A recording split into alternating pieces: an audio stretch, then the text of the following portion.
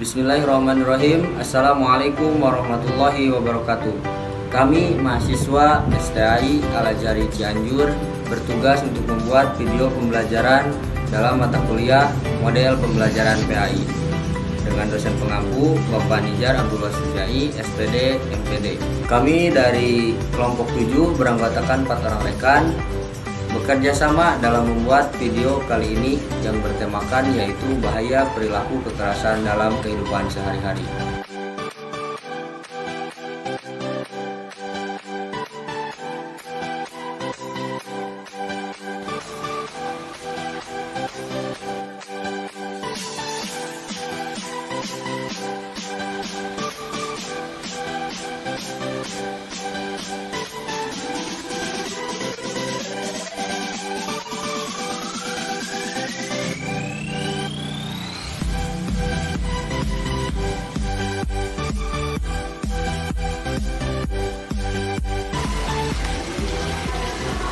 Assalamualaikum warahmatullahi wabarakatuh. Alhamdulillahilladzi hadana li hada wa ma kunna linahtadiya laula an hadanallah. Laqad ja'at rasulullah bina bil haq. Alhamdulillahilladzi ja'alna muslimin. Allahumma tawaffana muslimin la mubadilin wa la mukhayyirin bi rahmatika ya arhamar rahimin. Pertama-tama marilah kita panjatkan puja dan puji kehadirat Allah yang Maha Suci yang telah memberikan kita berjuta-juta nikmat, terutama nikmat iman wal Islam. Tak lupa salawat dan salam marilah kita curah limpahkan kepada baginda alam, junjungan alam, yakni Habibana wa Nabiyana Muhammad sallallahu alaihi wasallam. Tak lupa kepada sahabat Kanjeng Nabi, keluarga Kanjeng Nabi, tabi'in tabi'at Nabi, dan kita selaku umatnya mudah-mudahan mendapat syafaat beliau di akhirat nanti. Amin ya rabbal alamin. Baik, di sini saya akan menjelaskan materi dari kelas 11 pelajaran pendidikan agama Islam, yaitu tentang bahaya perilaku tindak kekerasan dalam kehidupan. Nah, sebelum kita mempelajari materi tersebut, kita harus tahu tujuan pembelajaran dari materi tersebut apa. Di antaranya, 1. Siswa dapat mengetahui pengertian tindak kekerasan. Yang kedua, siswa dapat membaca dalil Al-Quran dari bahaya perilaku tindak kekerasan. Kemudian siswa dapat mengklarifikasikan faktor-faktor yang mempengaruhi tindak kekerasan. Dan yang terakhir, siswa dapat menyebutkan macam-macam dari perilaku tindak kekerasan. Poin yang pertama, pengertian tindak kekerasan. Seperti apa itu pengertian tindak kekerasan? Nah, menurut Salim dalam KBBI, istilah kekerasan berasal dari kata keras yang berarti kuat, padat, dan tidak mudah hancur. Sedangkan bila diberi imbuhan ke, maka akan menjadi kata kekerasan yang berarti perihal atau sifat keras, paksaan, atau suatu perbuatan yang menimbulkan kerusakan fisik ataupun non fisik pada orang lain. Nah, menurut undang-undang penghapusan kekerasan dalam rumah tangga nomor 23 tahun 2004 pasal 1 ayat 1, kekerasan adalah perbuatan terhadap seseorang yang berakibat timbulnya kesengsaraan atau penderitaan secara fisik, psikologis, termasuk ancaman untuk melakukan perbuatan pemaksaan.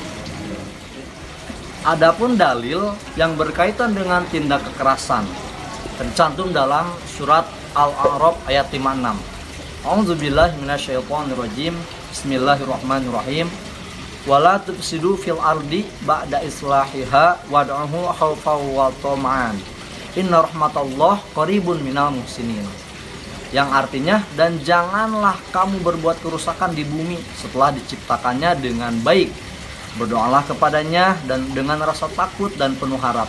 Sungguhnya rahmat Allah sangat dekat kepada orang yang berbuat baik.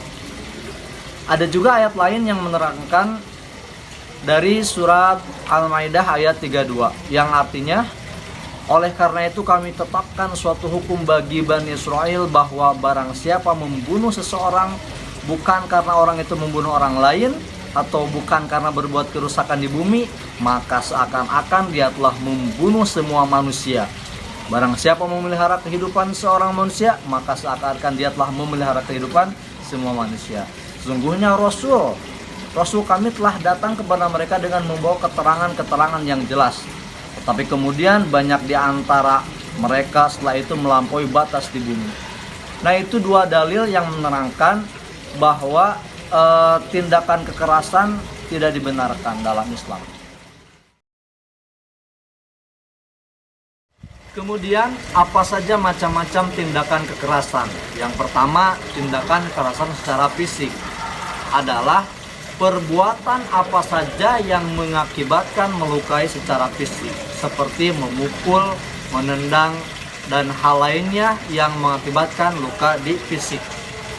Yang kedua adalah kekerasan secara verbal atau emosi.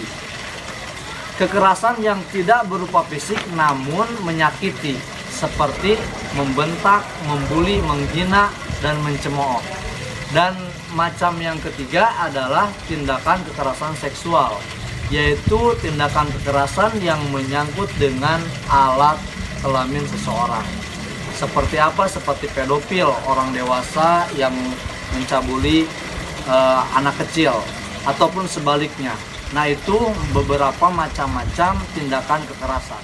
Kemudian apa saja contoh-contoh perilaku tindakan kekerasan? Di antaranya 1.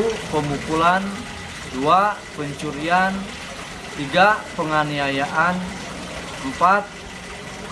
Kekerasan seksual seperti pedofil atau seperti sodomi, dan seperti memfitnah dan berbohong. Nah, itulah contoh-contoh tindakan perilaku kekerasan. Adapun cara menghindari diri kita dari tindak kekerasan. Banyak sekali jalan atau cara untuk menghindari diri kita dari tindak kekerasan yang sangat berbahaya tersebut. Nah, adapun caranya yaitu sebagai berikut. 1. Memperdalam pengetahuan tentang agama.